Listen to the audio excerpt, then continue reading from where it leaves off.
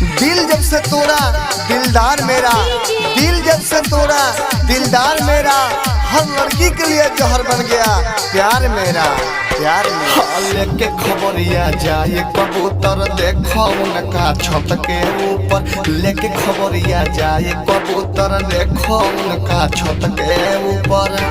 हमरा बिना वो चैन से कसोवेली, हमरा बिना वो चैन से कसोवेली।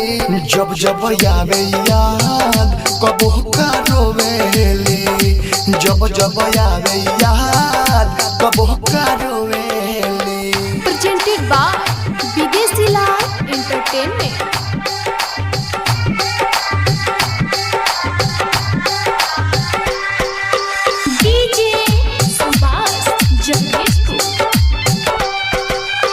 Balaji recording studio Jadavpur.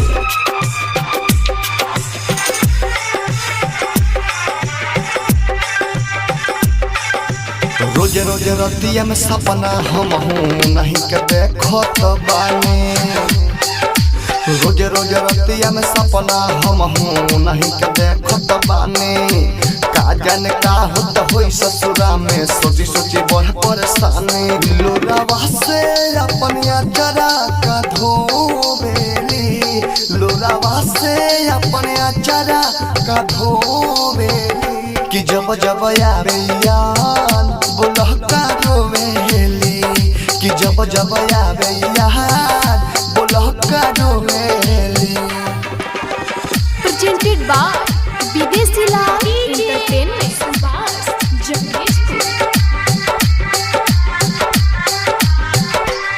हाँ जहिया से गईली फोन भी न कोइली, घुट घुट के हम जिया तानी। जहिया से गईली फोन भी न कोइली, घुट घुट के हम जिया तानी।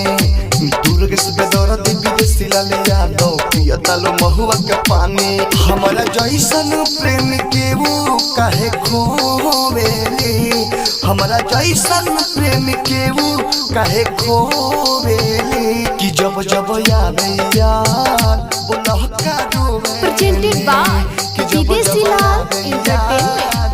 बोलह का रोवेली। Balaji recording studio Jadavpur.